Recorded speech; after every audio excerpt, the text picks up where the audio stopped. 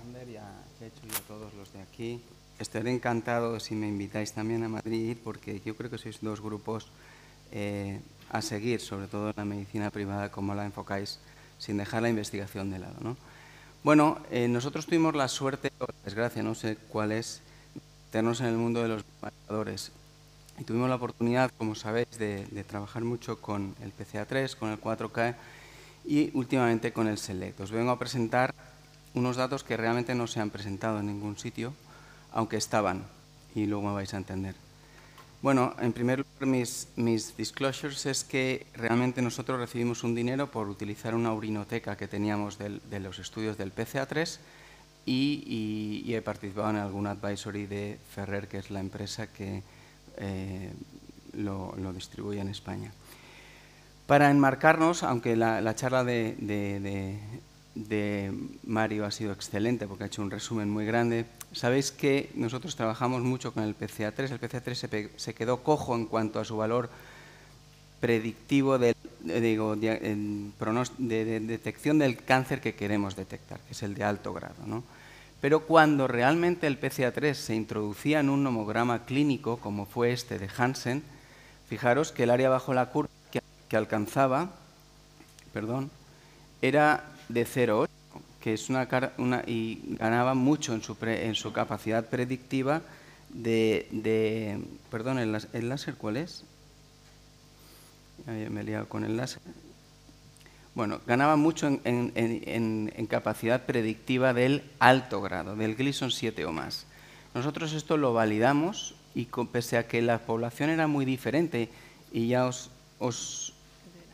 Vale, gracias, perdona.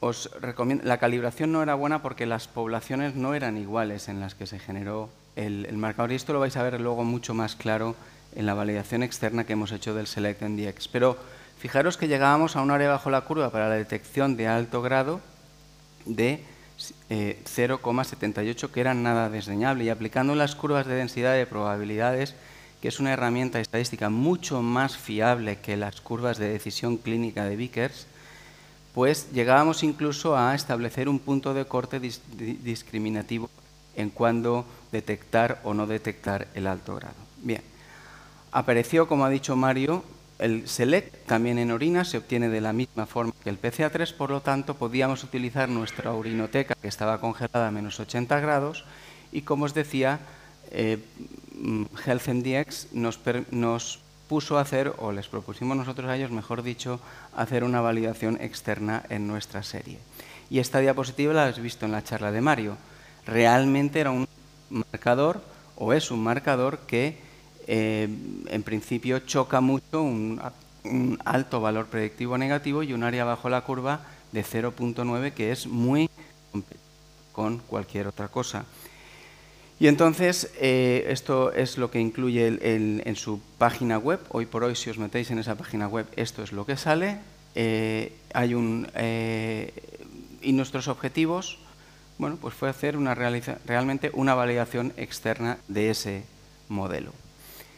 Y a la vez, lo que se le debe exigir a todo biomarcador, y es compararse con una cosa que no cuesta dinero, que son las calculadoras de riesgo, como puede ser la que deriva del europeo, o una un poco más nueva, que es la del Prostate Biopsy Collaborative Group, que es una realizada ya con biopsias de 12 cilindros, no como la del europeo, que se generó con biopsias de sextantes, y que se validó internamente en 8 cortes americanas y externamente en 3 cortes europeas, obteniendo áreas bajo la curva más de 0,75, pero estando mucho mejor calibrada que la calculadora del PCPT. Con lo cual dijéramos que es una calculadora más moderna, más adecuada a la biopsia estándar que tenemos hoy por hoy. Bueno, este es nuestro material y método de esa urinoteca, seleccionando los mismos pacientes, evidentemente, que los pacientes incluidos por Van Neste en el artículo pivotal del European del 2016, que presentó en sociedad el SelectMDx, y finalmente llegamos, tras las exclusiones, etcétera, a 812 muestras válidas. Se hizo un training test en el que el RNA estaba bien preservado, y por lo tanto la serie era válida y tiramos para adelante. Pero esta diapositiva, aunque es ilegible, es muy importante que la entendáis. ¿Por qué?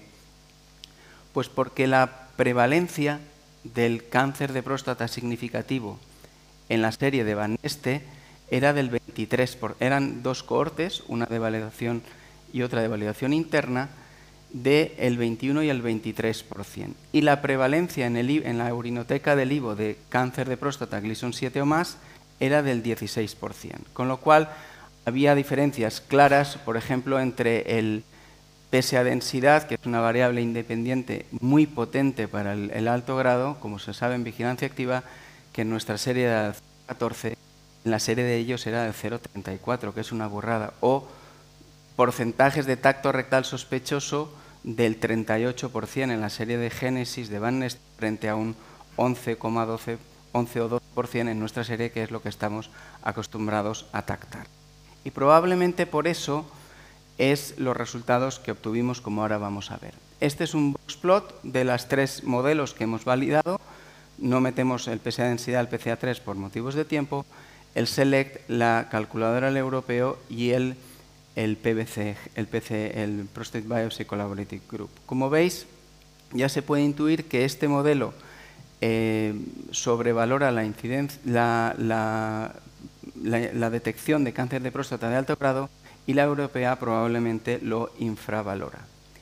Y a diferencia del área de 0,9 que obtenía el artículo pivotal, esta es nuestra 812 muestras, un valor mucho más modesto de 0,72, que bien comparado con el resto de modelos, bien sean modelos multivariables como las dos calculadoras o variables únicas como el PCA3, el PSA densidad o el PSA, pues sí que es verdad que obtenía la curva más potente, 0,72.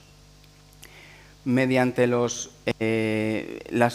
superposición de estas curvas no nos permitió encontrar un punto de corte óptimo para dónde biopsiar o no biopsiar, y las calibraciones, siendo la mejor de los tres, pues la calibración del SELECT MDX, como veis, tampoco es muy perfecta en esta serie que, como he dicho, en estas 812 pacientes se metían primeras biopsias, segundas biopsias y un remix de todo tipo de pacientes, que es reproducible a lo que hace Van Neste en el artículo de Génesis.